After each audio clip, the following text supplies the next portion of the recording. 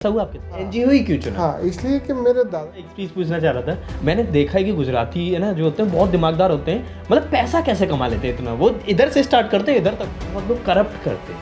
आपकी 25 साल हो गई है, हाँ ठीक है, पहले तो मैं जानना चाहूँगा कि आपकी क्या एनजीओ से अर्निंग होती है, और दूसरी बात जानना चाहूँगा कि जो ये करप्शन करते हैं एनजीओ के थ्रू वो कैसे करते हैं।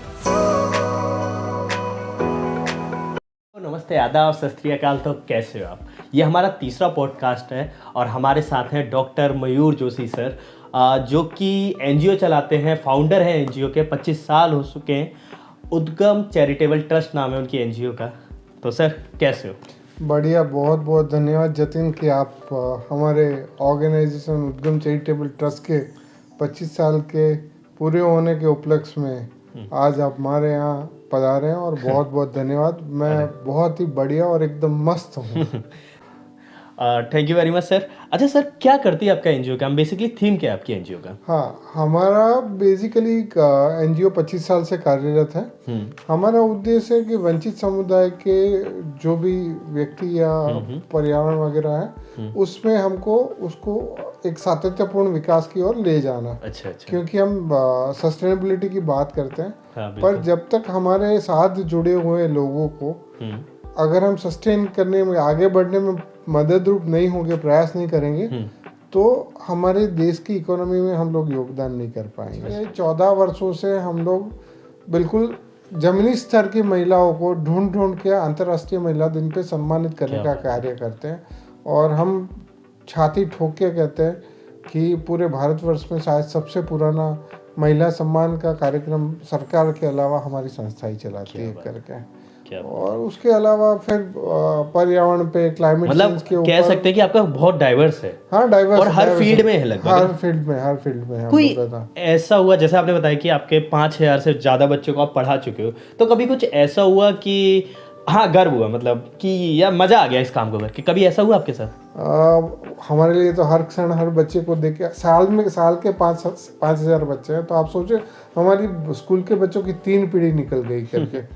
तो जिस तरह बच्चे को हर जगह देखते हैं तो बहुत खुश होते हैं। आज मैं छाती ठोक के कहता हूँ कि अगर मेरी गाड़ी कोई और लेके भी निकल गया तो बच्चा रुकवा देता है कि नहीं, ये तो सर की गाड़ी है, क्यों लेके चल रहे हो। पर प्री कोविड मेरे साथ एक वाक्य हुआ था कि मैं कहीं बाजार में खड़ा हुआ था और एक बच्चा आके मेरा सीधा पैर छूने लग गया। अच्छा। और बच्चा बड़ा हो गया है तो इतने समय बाद अब मिला है तो फिर एकदम से ध्यान नहीं रहता कि कौन है करके। अच्छा। वो देवी पूजक समाज का बच्चा था और बिल्कुल उसके माँ पिताजी रोड पे सब्जी बेचने का काम करते थे।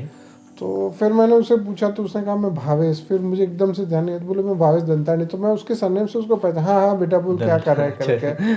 तो उसने कहा कि सर मैं तो इवेंट मैनेजमेंट कंपनी चलाते हो। तो फिर उसने अपनी पूरी जर्नी बताई और फिर मैंने पूछा तेरा टर्नओवर क्या है बता। अच्छा। तो उसने कहा 6 करोड़ रुपया। तो 6 करोड़ रुपया कमाना आज 22-23 साल की उम्र में बहुत मायने रखता है। क्या बात है। तो उस समय मतलब बहुत गर्व फील हुआ कि हाँ, मतलब ये चीज करी बेस्ट है। हाँ, ये चीज करी। कुछ और भी कर सकते थे, एनजीओ ही क्यों चुना? हाँ, इसलिए कि मेरे दादाजी से परम पूज्य डॉक्टर गणपत राम जोशी, वो और मेरी दादी माँ इंद्रवतीबेन दोनों स्वतंत्र सेनानी थे। अरे वाह। और वो भारत के पहले ऐसे डॉक्टर थे जिन्होंने आज़ादी से पूर्व मैं जाति व्यवस्था मानता नहीं, फिर भी कहता हूँ कि ब्राह्मण है तो उस समय पे तो बहुत ये था। तो उन्होंने ये ब्रिटिश टाइम की बात कर रहा हूँ, ब्रिटिश टाइम की बिल्कुल बात कर रहा हूँ। तो मतलब 1800 समथिंग और उससे पहले 1600, अच्छा 1900 की बात कर रहा हूँ मैं। तो उन्होंने दलित, मुस्लिम, क्रिश्चियन को सबको, पहले उस समय अनटचेबिलिटी थी, उनको छुआछूत का था तो नहीं छू सकते थे। वो भारत के पहले ऐसे डॉक्टर थे जिन्होंने सबको छू के दवाई देने का काम किया। तो उस समय हमारी बिरादरी ने उनको करीबन, मेरे हिसाब से, मुझे जब तक जहाँ तक ध्यान है, उनसे 5 से 6 बार उनको कम्युनिटी से बाहर कर दिया कि हाँ को आप ये नहीं कर सकते, आप बीइंग ब्राह्मण इनको टच नहीं कर सकते। पर वो हमारे दादाजी हमारे इंस्पिरेशन थे। हमारे पिताजी भी उस तरह के थे, ध्रुव कुमार जोशी, और माँ भी हमारी बहुत सेवाभावी थी, तो महिलाओं के साथ जुड़ी रह के काम करती थी। मेरे पिताजी खुद डेप्यूटी कंजर्वेटर फॉरेस्ट थे। पर बिल्कुल लोगों को, इतने गरीबों को, वंचितों को, आदिवासी समुदाय के लोगों को इतना मदद करने का कार्य करते थे। तो यही 4 लोग हैं जो अपने घर में मुझे बचपन से जो मिला था, मैं उसी को जो मिला है वही देने का प्रयास कर रहा हूँ करके। और ये सुना है कि जो एनजीओ होते हैं ना, एनजीओ के थ्रू है ना बहुत लोग करप्ट करते हैं। आपकी 25 साल हो गई है, हाँ। ठीक है। पहले तो मैं जानना चाहूँगा कि आपकी क्या एनजीओ से अर्निंग होती है, और दूसरी बात जानना चाहूँगा कि जो ये करप्शन करते हैं एनजीओ के थ्रू वो कैसे करते हैं।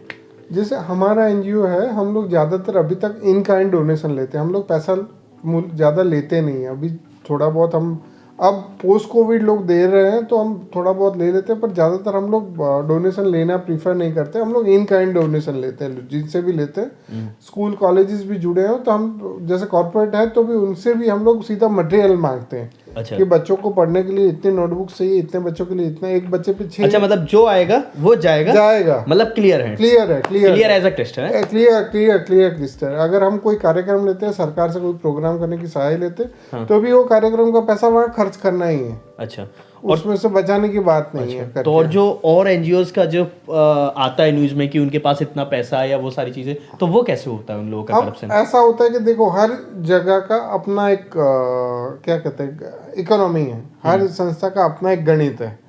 कई संस्थाएं जो हमारी जैसी है जो बहुत अच्छा काम कर रही है, और कई संस्था ऐसे है जो बहुत मैनिपुलेटिव काम करती है कि एक ही काम के लिए 5 डोनर से पैसा ले लिया, और उस पैसे में से एक ही चीज को 5 अलग अलग लोगों को दिखा के उस पैसे को मैनिपुलेट कर लिया। ऐसे बथेरी संस्था है। आपको आइडेंटिफाई करना पड़ेगा कि कौन सी संस्था अच्छा, क्योंकि मैनिपुलेटिव हो जाते हैं करके। एक ही चीज का 5 जगह से ये लेके काम करके डिजिटल, मतलब हो रहा है करप्शन, हो रहा है, पक्का हो रहा है। मैंने ये देखा, डोनर बहुत हैं इंडिया में, डोनर की कमी नहीं है। इंडिया इमोशनल से भरा देश है। अभी अगर कोई रोता हुआ निकल जाए तो कोई भी 10-5 तो पकड़ा देता है, और जब अमीर होता है तो करोड़ों का भी टर्नओवर होता है, ठीक है। तो वो पैसा सही जगह नहीं जा रहा। आपको क्या लगता है अगर पैसा सही जगह जाए तो इंडिया की हालत क्या होती है?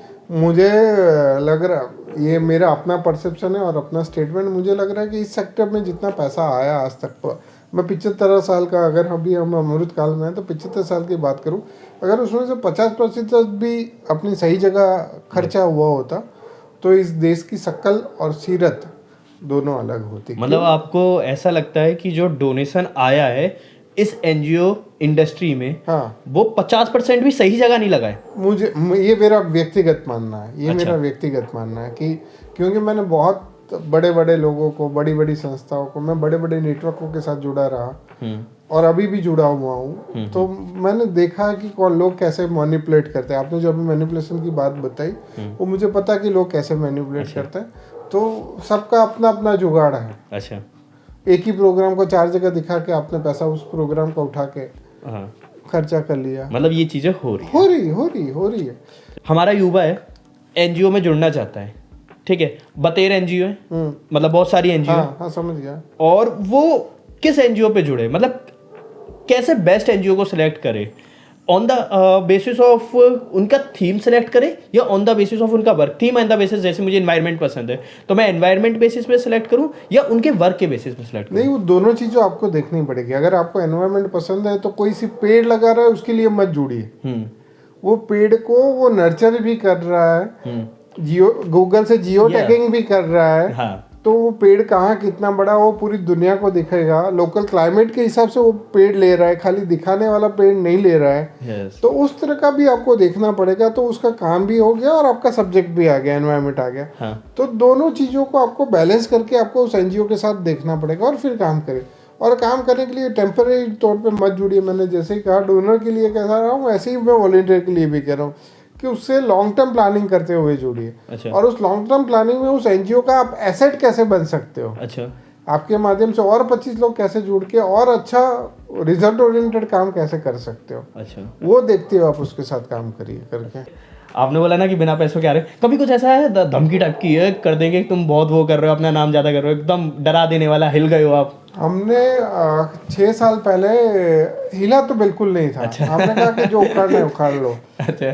पूरे गुजरात में फार्म टू फ्रेश वाला जो कंसेप्ट था, हाँ, वो सबसे पहला हमने शुरू किया। ये क्या होता है farm to fresh? Farm to fresh ये था कि आप जो भी फार्मर्स हैं, खेडूत हैं, खेड़ू मींस फार्मर, फार्मर्स खेड़ू गुजराती वर्ड है, खेडूत जो फार्मर्स हैं, हाँ, उनसे किसानों से डायरेक्ट लेके अपने यहाँ पे मार्केट क्रिएट करो, हाँ, लोग डायरेक्ट लेने आएंगे और उसका प्रॉफिट जाएगा किसानी को। अच्छा, मतलब ब्रोकर को हटा दिया, ठीक है। तो जब हमने पहली बार, क्योंकि पूरे गुजरात में सबसे पहला काम हमने स्टार्ट किया था, हम सक्सेस नहीं हो पाए उस समय, पर उस समय हमको बहुत बड़ी धमकियां मिलती थी ब्रोकर के वहां से, क्योंकि ब्रोकर का नेक्सस इतना बड़ा है। पर हमने कभी किसी को ठीक है चलना भाई चल निकल उस तरह से तो जिंदगी में एक ही बार धमकी मिली, वो जब काम हमने शुरू किया था 3 महीने हमने चलाया, बट फिर वो farmer at the end of the day किसान जो था उसको मार्केट ही जाना था, उसको नहीं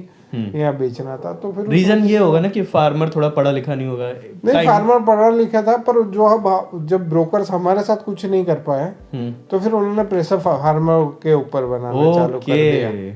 हमने उनका कहा हम पूरा पुलिस प्रोटेक्शन देंगे, ये करेंगे वो करेंगे, पर वो ही हट गया। अब जो मेन सब्जेक्ट है वही पीछे हट गया, तो हमें हटना ही पड़ेगा। तो फिर हमें हटना पड़ गया। तो बस यही एक ही अनुभव ऐसा था, पर हमने तो ठीक है, हमको कोई फर्क नहीं पड़ता उस चीजों से, क्योंकि हमारा काम है अच्छा करना। हाँ, 25 साल हो गए आपको। हाँ। आगे का क्या विजन है?